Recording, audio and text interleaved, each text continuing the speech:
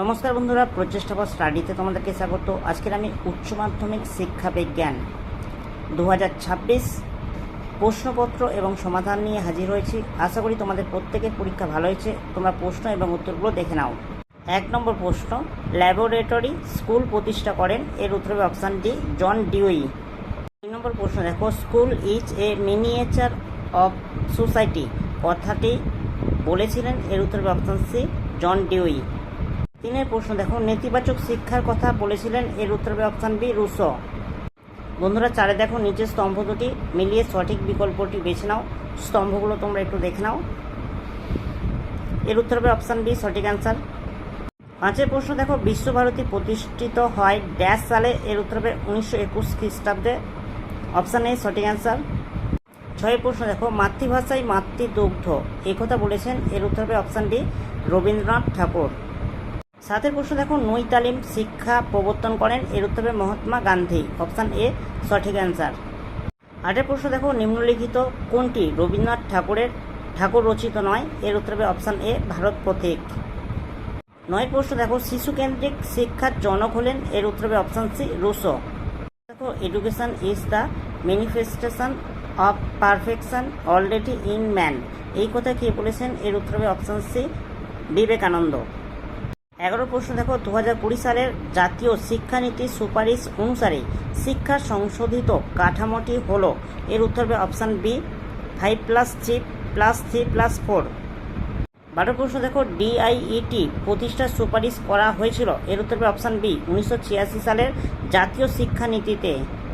13 প্রশ্ন দেখো, সমাজের মধ্যে ভিন্ন ভিন্ন অর্থনৈতিক স্তরের ব্যক্তিদের মধ্যে সমবন্টনের নীতিকে বলা হয়? এর উত্তর দেখো অপশান বি, অনুভূমিক সাম্যাবস্থা। বন্ধুরা 14 দেখে স্তম্ভ মেলাও প্রশ্নটা তোমরা একটু দেখে নাও। স্তম্ভ 1, স্তম্ভ 2।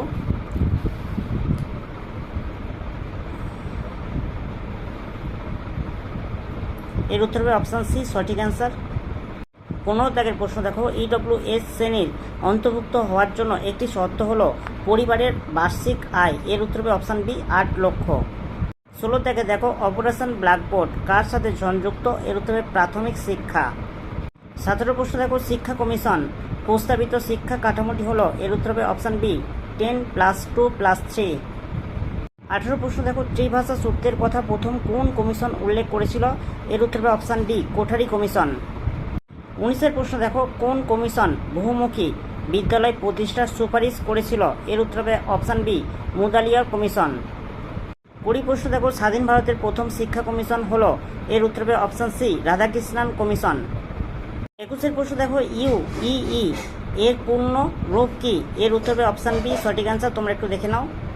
22 প্রশ্ন দেখো, ডেল রস কমিশন গঠন করেছিল? এর উত্তর হবে অপশান এ, ইউনেস্কো।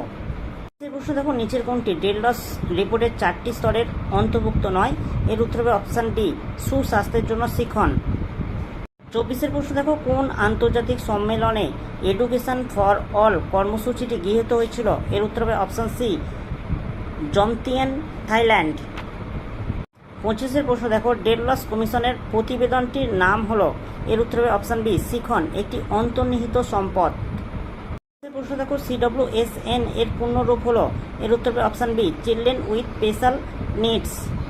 27 প্রশ্ন দেখো, লেখার ক্ষেত্রে স্টাইলাসের সাহায্য নেয়?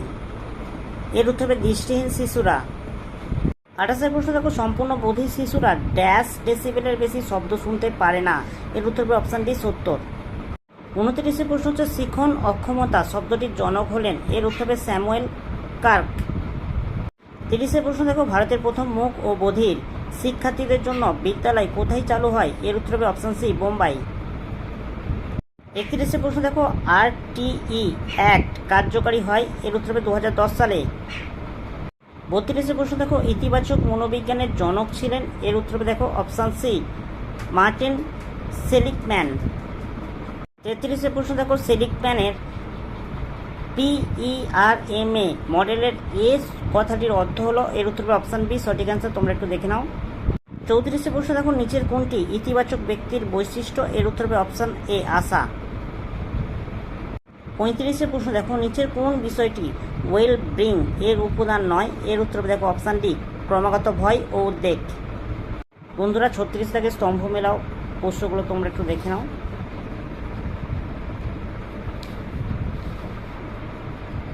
এর উত্তর হবে অপশান বি সঠিক অ্যান্সার। 35 প্রশ্ন দেখো, একটা ব্যান্ড যন্ত্রের সাহায্যে কি পরিমাপ করা হয়? এর উত্তর হবে অপশান বি বধিরতা।